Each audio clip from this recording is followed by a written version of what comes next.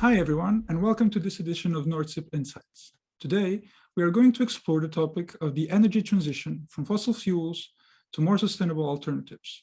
In particular, we'll take a more in-depth look at investment opportunities in solar power.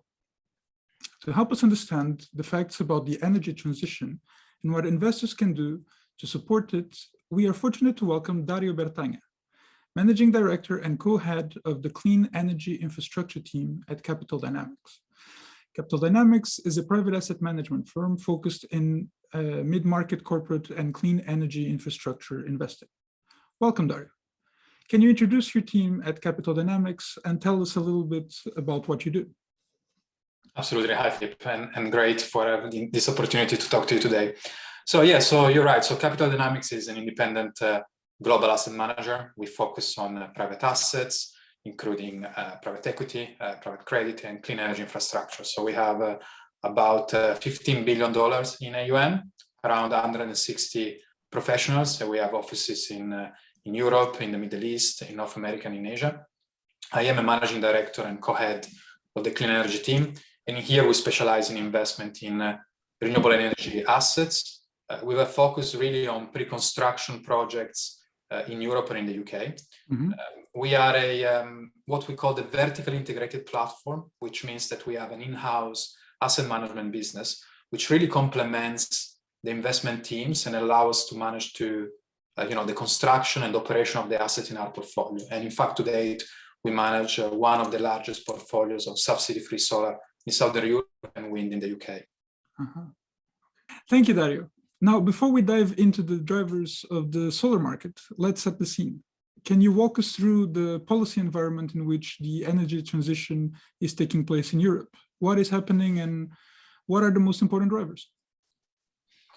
I guess firstly, we need to remember that, unfortunately, due to global warming, we are seeing more and more news about natural disasters all over the globe. So over summer, we had floods in Germany, in Western Europe, increased number of wildfires in the US, and then Italy recorded the highest temperature in Europe, almost 50 degrees. So it is clearly concerning, and it's also undeniable that humans have a significant impact on the global warming issues. The bright side of that is that there is a good news, is that in Europe we are at the front end in terms of response to global warming. So Europe wants to be the first carbon neutral continent in the world.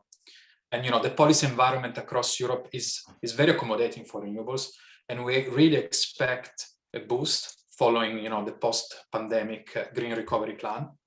And to that point, particularly following the Paris Agreement of 2015, the European Commission really increased the CO2 emission targets, particularly with the latest Green Deal, what we commonly called the Fit for 55 package.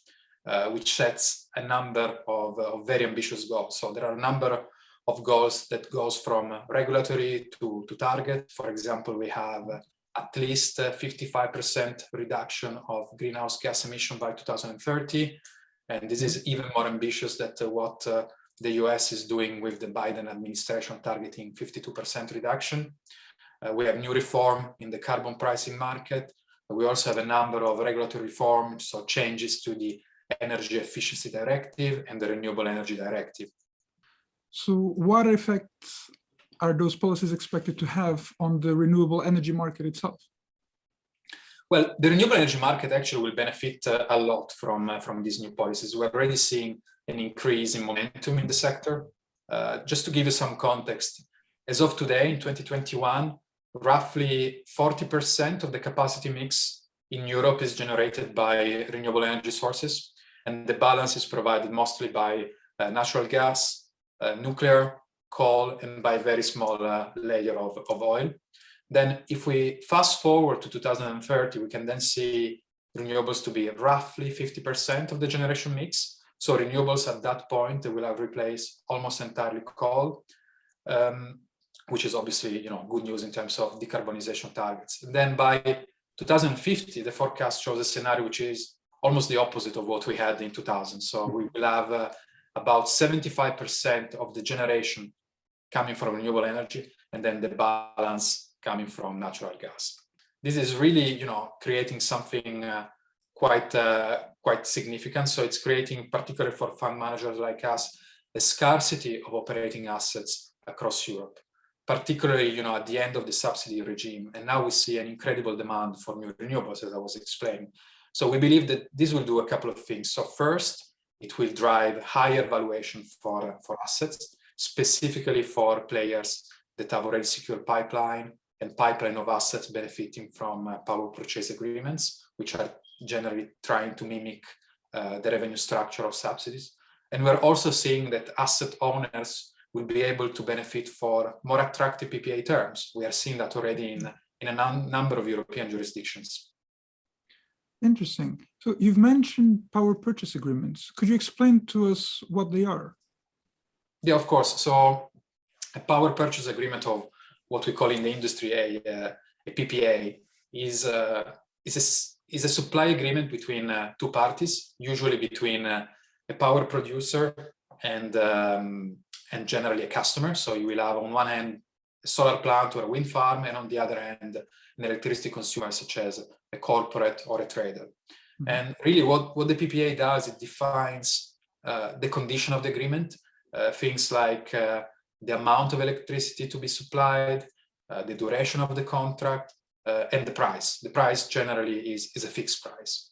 And because it's a bilateral agreement, the PPA can take many forms. They can be very different one to another.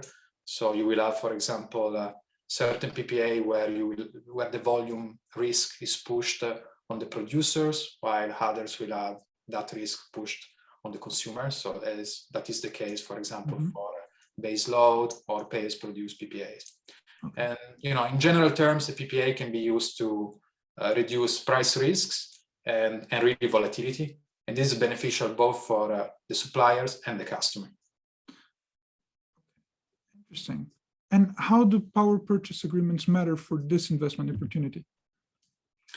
Yeah, no, that's an interesting question, because I already explained that the PPAs are useful to reduce, let's call it, the power price volatility. But the reason why they are becoming more and more important really has to do with the general market environment in Europe and how the European market evolved in the last few years. So if we step back and we look at how Europe was a few years ago, up to 2015 and 2016, the majority of the investments were backed by subsidies.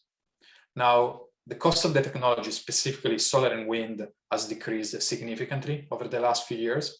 And because of that, now subsidies for new projects are no longer needed, and they have been replaced by PPAs. So now PPAs are replicating the cash flow profile that you used to have with subsidies.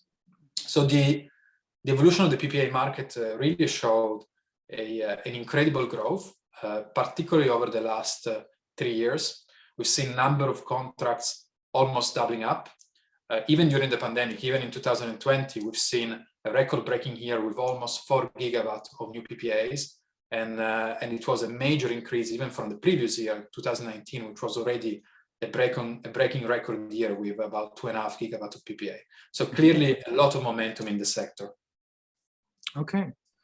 So if I understand you correctly, the case is such that the regulatory and policy environment are supportive to renewable energy investments. And at the same time, with the expiration of the subsidies, it creates an opportunity for power purchase agreements.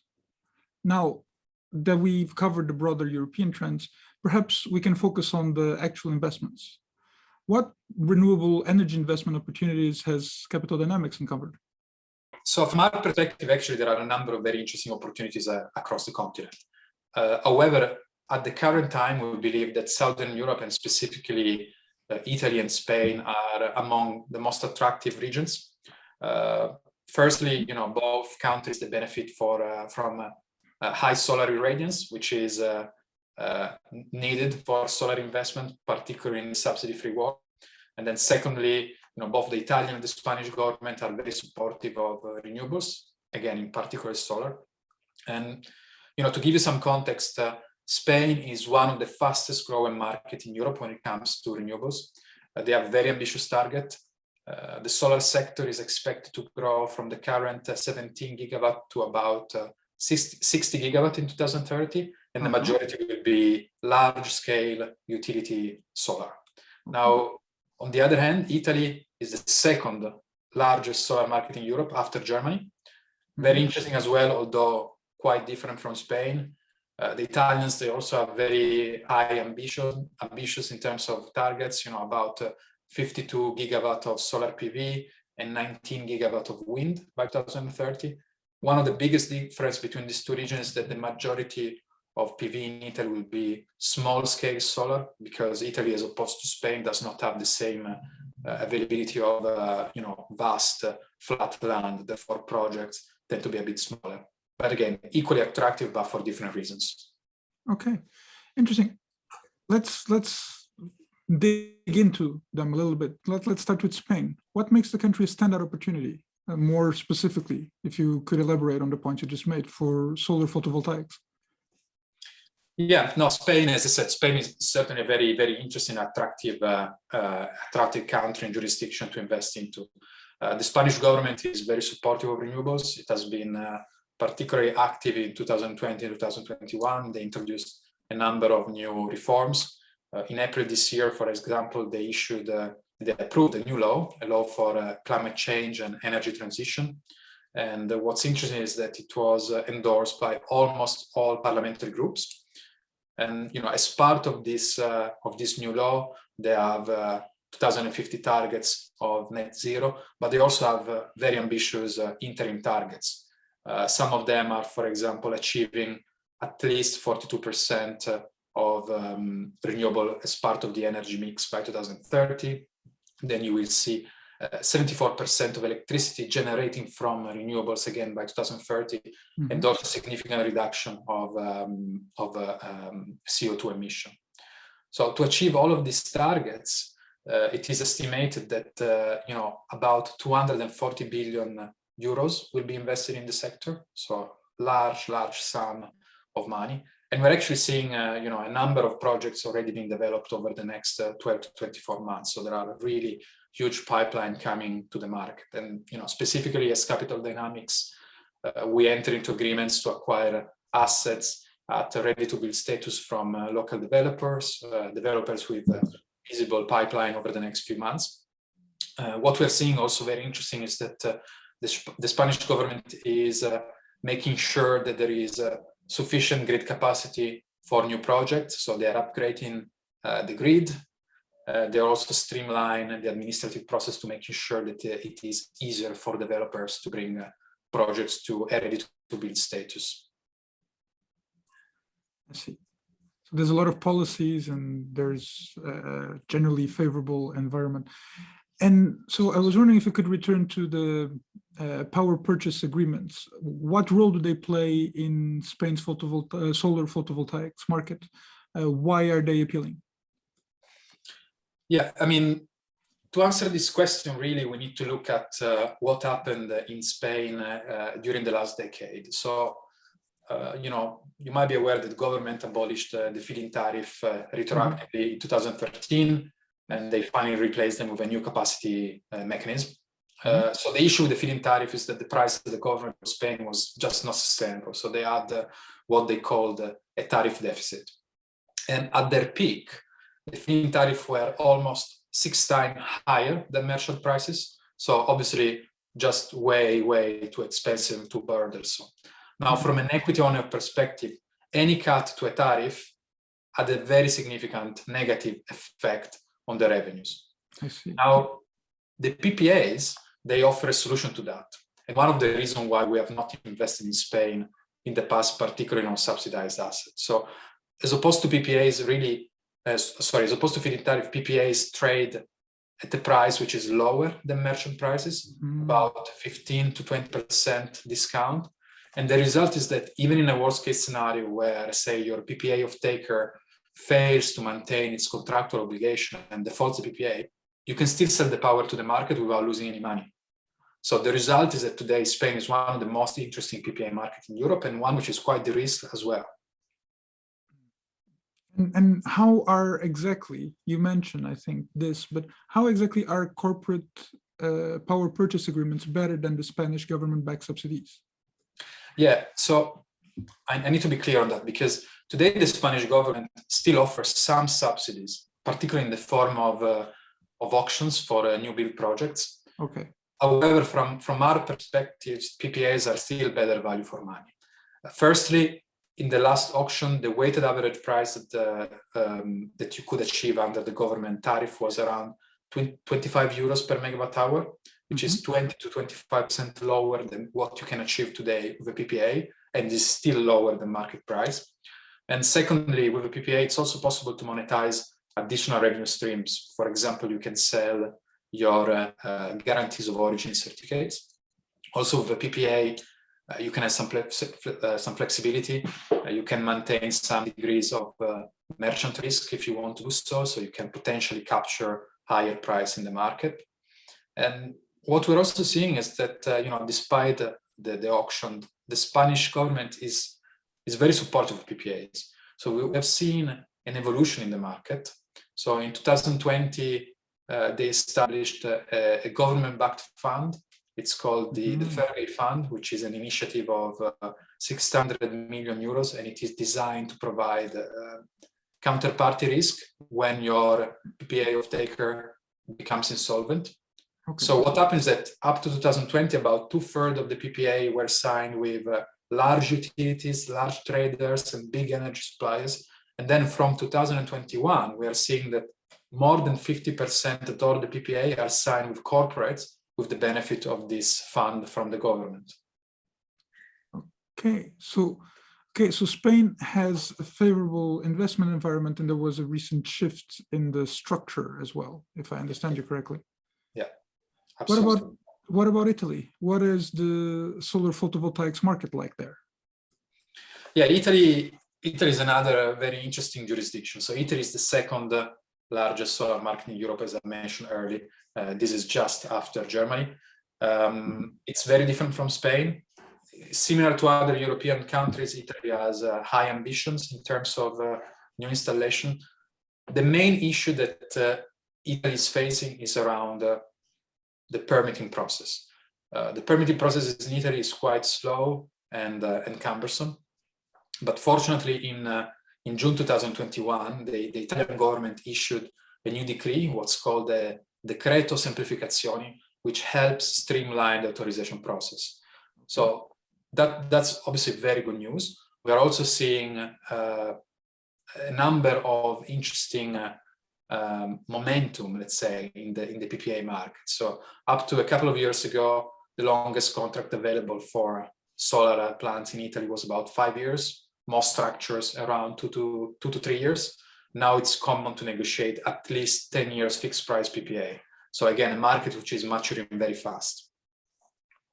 Okay, interesting.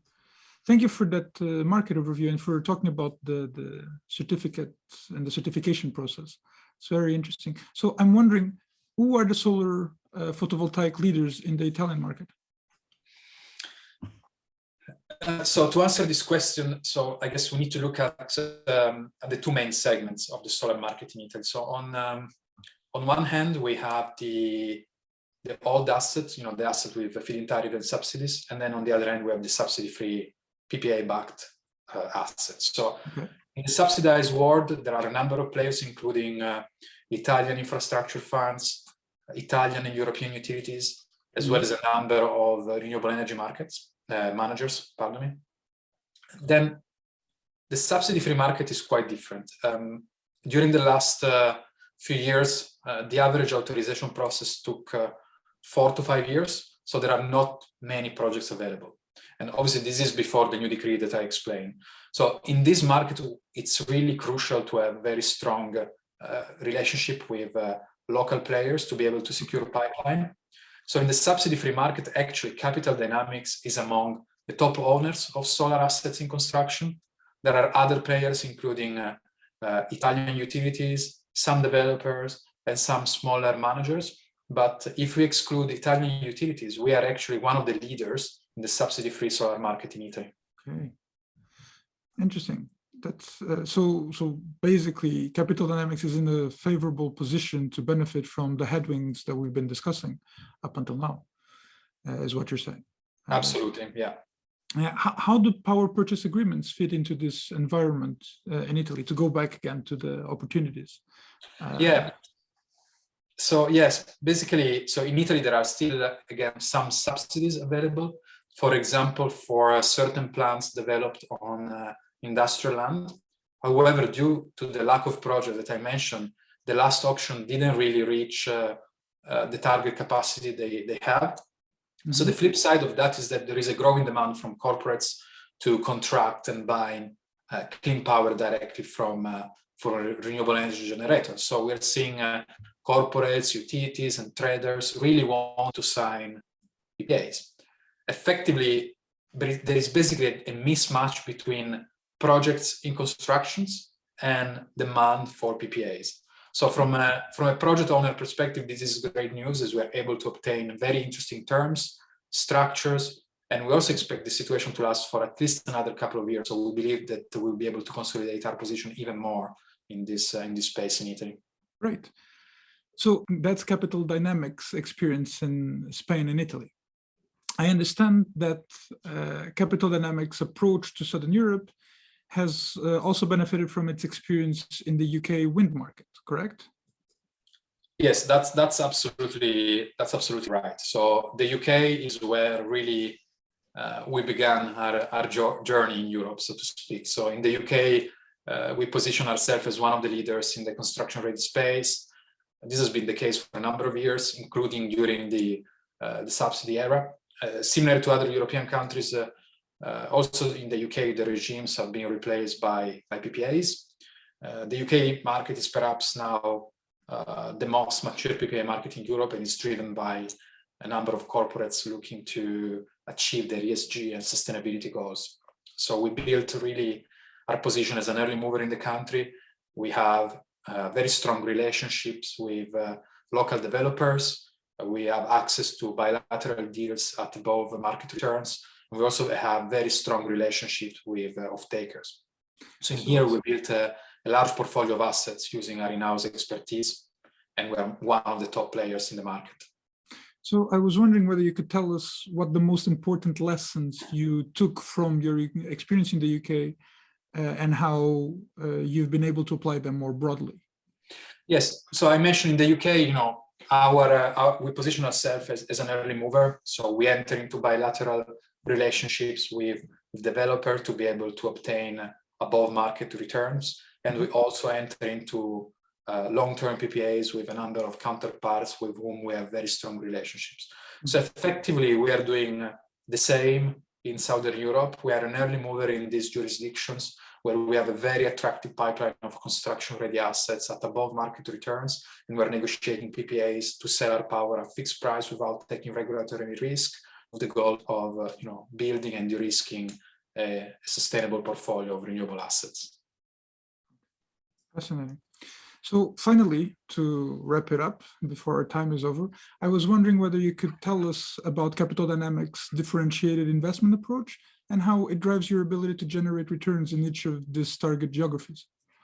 Yes, I mean, our main differentiator are what I mentioned. So our ability to access assets directly on a bilateral basis from developers in the target jurisdictions. We have strong availability to generate and negotiate PPAs. I've been doing that for many years.